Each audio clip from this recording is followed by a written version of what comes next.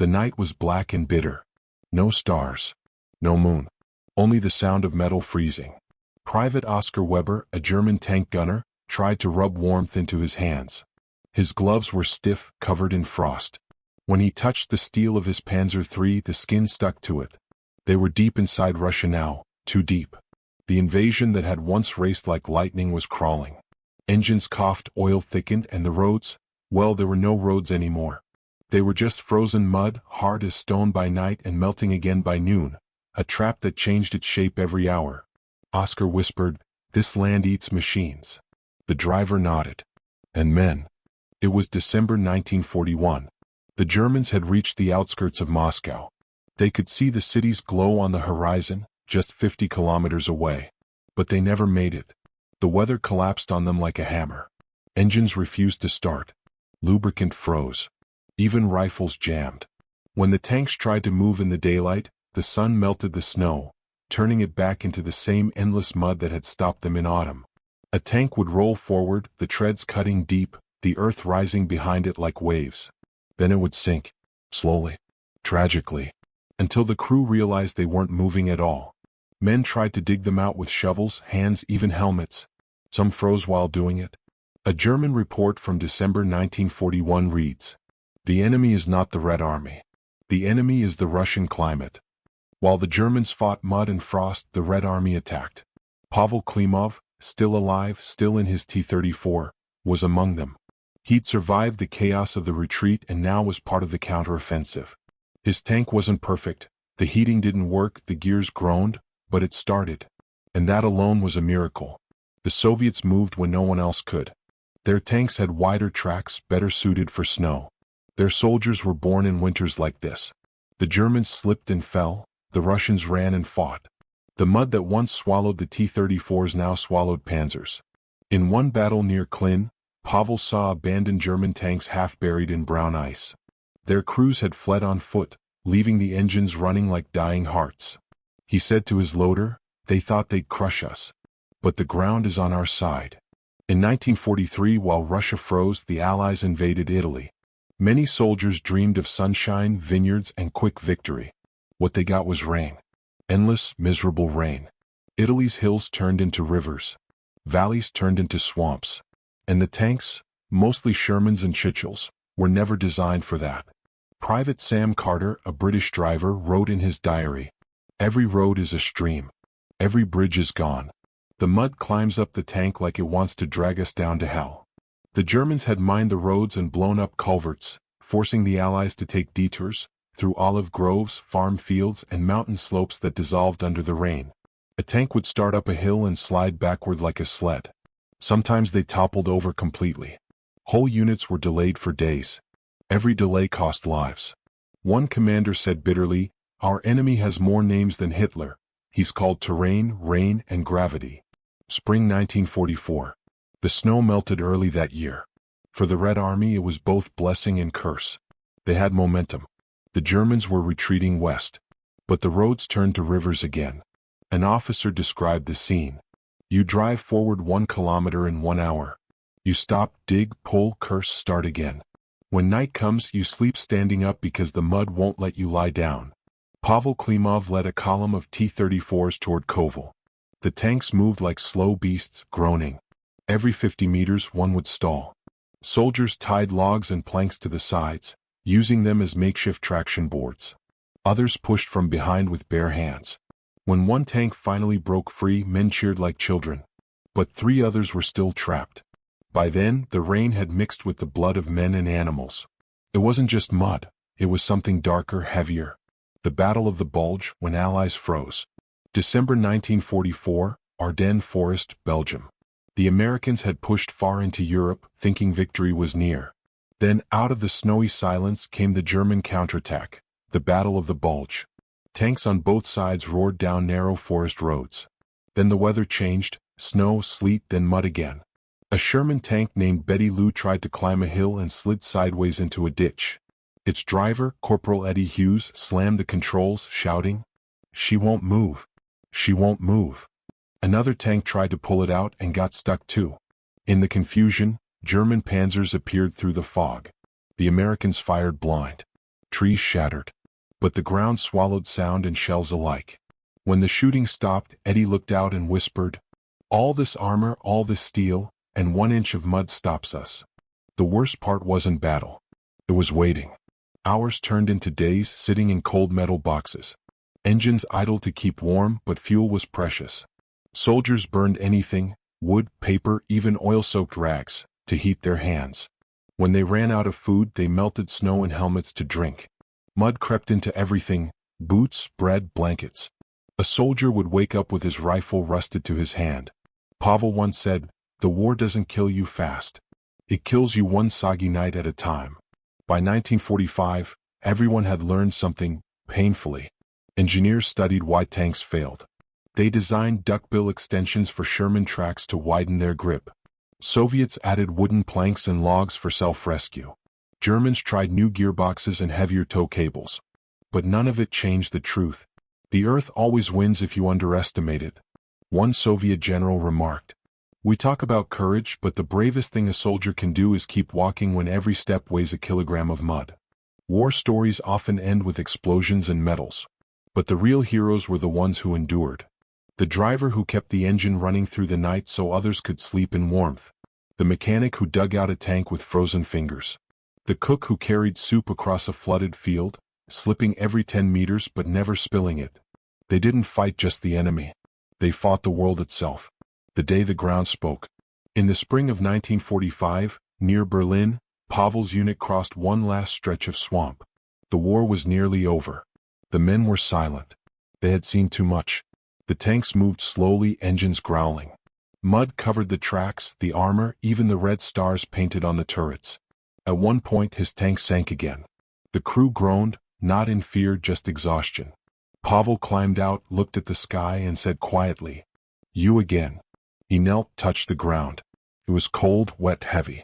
The same mud he had known since 1941. And he realized something. This mud had seen everything: victory, defeat, death, mercy. Maybe it was tired too. When the shooting finally stopped, Europe was a continent of craters. The tanks that once ruled the land now rusted in the fields they could never cross. Farmers plowed around them. Children played on their hulls. The rain washed them clean, then covered them in moss. The mud that once swallowed armies now grew wheat and flowers again. But in every raindrop, in every heavy boot print, the past whispered, "Remember what pride forgets." Years later, Pavel sat on a bench with his grandson, watching a thunderstorm roll in. Lightning flashed, thunder rumbled, and the boy asked, "Grandpa, what was the war like?" Pavel smiled sadly. "It was loud," he said, "but sometimes the worst battles were quiet." The boy frowned. "Quiet?" "Yes," Pavel said. "Quiet like rain falling on a tank that won't move. Quiet like a man staring at his muddy boots, wondering if he'll ever see home again." He looked out the window, saw the raindrops on the glass, and whispered, "The earth remembers us better than we remember it." Even decades later, soldiers in other wars faced the same curse. In Korea, tanks slid down icy hills. In Vietnam, they drowned in rice fields. In Iraq, sand replaced mud, but it trapped them just the same. Technology changed, uniforms changed, but the story didn't. Every generation learns again that the strongest metal is still weaker than the planet beneath it. What the mud teaches. If you stand in a museum today and see a tank, gleaming, clean, perfect, remember this: it once groaned, screamed, and sank. Inside were men no older than schoolboys. They laughed, cursed, dreamed, and froze. They weren't heroes in their own eyes. They were just trying to move forward one more meter before the mud pulled them back. And that's the truth of war. It's not always fire and glory. Sometimes it's mud and silence. When people hear mud, they think of dirty boots or bad roads. They don't imagine something that can swallow tanks whole. But the Eastern Front was different. When the rains came, the roads disappeared. The soil melted. Horses collapsed. Trucks sank up to their doors. Soldiers called it Rasputitsa, the season when the land itself turns against you. In the summer, the Germans moved fast, 30 kilometers a day, sometimes more. In the fall, they slowed to 2. Then 1. Then nothing. Even the Germans started using the Russian word. They wrote home. "We are drowning. The trucks drown. The men drown. Russia is made of mud." Pavel watched his comrades struggle outside. The mechanic threw planks under the tracks. The gunner prayed softly. The radio buzzed with orders that no one could obey anymore. Tank after tank stopped moving. A whole battalion, frozen not by fear but by the earth itself. High above, German planes circled. They dropped bombs, but it didn't matter. You can't destroy what's already paralyzed. Pavel saw one tank hit, flames bursting from the turret. But there were no screams, the crew had already climbed out. They just stood there watching their burning machine, too exhausted to care. It wasn't a battle anymore. It was a slow drowning. 2 years later, the story repeated itself. But this time it was the Germans who were stuck. It was 1943 during the Battle of Kursk, the largest tank battle in history. The Germans came with their new monsters, the Tiger I tanks. 57 tons of armor. Guns that could destroy a T-34 from over a kilometer away. They were proud, invincible, on paper. But even steel has a weakness. The ground beneath Kursk was soft and treacherous. When the summer rains came, it became a swamp. German mechanic Fritz Bauer later wrote, "Our tanks got stuck. We tried pulling one out with another, but that one sank too. The commander shouted, the engine screamed, the mud hissed. We were trapped while the Russians shelled us." All across the steppe, tigers sat helpless, giant statues of arrogance, surrounded by sucking clay. On the Soviet side, Pavel Klimov, now a veteran, watched through binoculars. His artillery fired at the German beasts, one by one. He didn't cheer. He didn't even smile. He knew there were men inside, scared, sweating, trapped, just like he had been 2 years before. The mud didn't care who it took. Autumn 1943, somewhere in Ukraine. The Germans were retreating now, and the Red Army was pushing forward. But again the rains came. A young tank driver named Misha from Voronezh gripped the levers of his T-34. He had dreamed of being a tank hero. He had imagined rolling across the battlefield like thunder. Now he just wanted to move 1 more meter without sinking. "More gas," shouted his commander. Misha pressed harder. The engine howled, the tank trembled, and then came the pop of something breaking. Silence. "It's dead," he cried. "We're stuck." The commander opened the hatch. Outside, nothing but mud. The ground bubbled under the rain. 3 more tanks behind them were stuck too. Misha climbed out. His boots disappeared in seconds. He laughed, a thin, nervous laugh. Then the sky screamed, "Artillery!" A shell hit nearby. The explosion threw mud and smoke in their faces. Misha tried to run, but the commander yanked him back. "Stay down. If you move, they'll see you." They crouched inside the tank, like mice in an iron trap, listening to the explosions hammering the earth. Outside the mud hissed. Inside their hearts did the same. The rain that killed a plan. In Normandy, 1944, the Allies were preparing for D-Day. Thousands of tanks, Shermans, Churchills, and more, lined the coast of England waiting. Everyone prayed for good weather. If it rained, the invasion would fail. The day came. They landed. The beaches were taken, at terrible cost. But within days the weather turned. Rain. Endless rain. The famous French countryside turned to mush. The same story played again, different flags, same mud. The American Sergeant John Miller wrote home, "We don't fear the Germans. We fear the mud. It kills faster than bullets. A tank sinks like a ship and you can't get out." On one road alone, 30 Shermans were stuck, one behind another.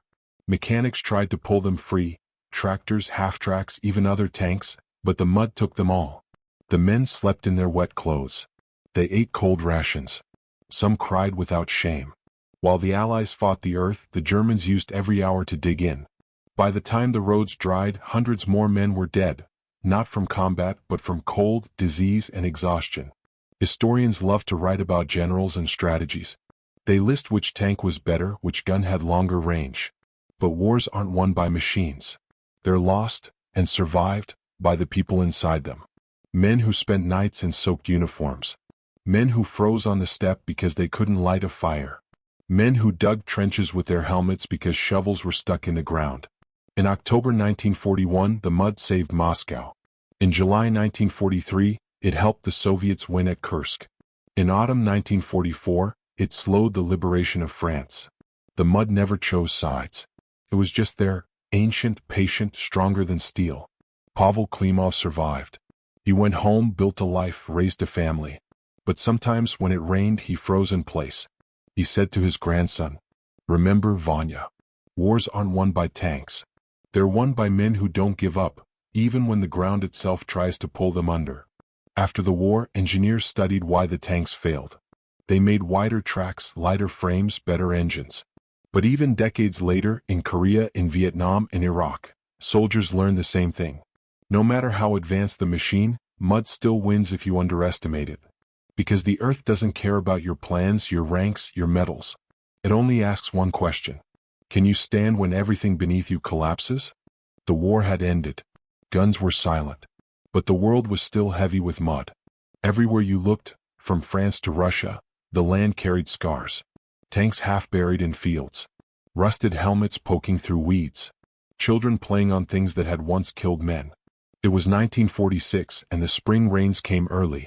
In Belarus, old farm roads began to crumble again, revealing the skeletons of machines. Men who had survived the war now worked as farmers and plowmen, turning the soil that had once swallowed their brothers. One of them was Pavel Klimov. Pavel had returned to his village with only half a uniform and an aching leg. His tank had burned near Berlin, and he had walked for 3 days before finding his way home. Now, standing on the same land where he had once trained, he saw something shining in the dirt, a piece of steel. He dug it out and realized it was a fragment of a T-34 tread. His tank, or maybe one like it. He smiled bitterly. Even when we leave, he said to himself, the ground keeps us. The villagers joked that the earth was full of iron bones. They were right. Every time a plow turned the soil, it brought up casings, shell fragments, even a gun barrel once in a while. For years, farmers avoided certain patches of land, not because of ghosts but because of the danger.